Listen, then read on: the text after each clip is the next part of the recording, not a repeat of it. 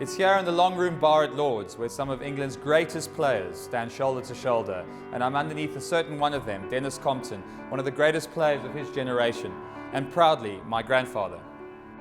Joining me here from the Lord's Museum is Neil, who's a research officer at the MCC. Neil, you've got a particular item here. What is it?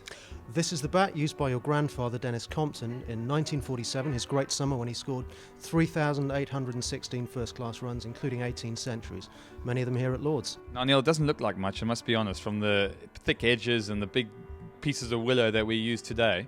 What is it? How long has it been here? It came to us in 1956. As you say, it's a much different kind of bat to what we have these days, much lighter, about 2 pounds 3 ounces, and it suited his graceful style, really. It was a very elegant bat to be used by a very elegant batsman. Well, thanks, Neil. Looks like a magnificent piece of treasure, this. I hope you look after it well. Oh, we will, I promise. One of the great things about playing for Middlesex are the home changing rooms here at Lord's. I have some great memories of playing here, and of course I used to get quite nervous when I used to go out to bat. But when I looked up at the honours board and saw my grandfather's test runs, it used to inspire me. His 128 against India, his 208 against South Africa in 1947, a particularly good year, is something that really got me going.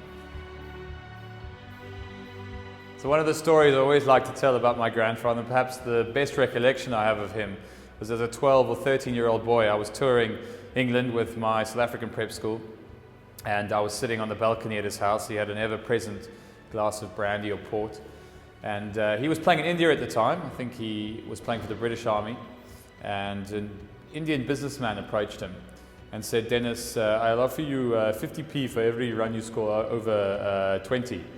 So he rubbed his hands together and thought, "Ooh, I've got a great opportunity here," and he always liked to sort of embellish these stories. So he went out to bat, and I think about 6 hours later he came in, sweating, dripping, on his knees practically. 284 runs later, got into the change room, rubbing his sort of hands together, with big dollar signs in his eyes, and went to his place, and he saw a little note there, thinking it was the check from the Indian businessman.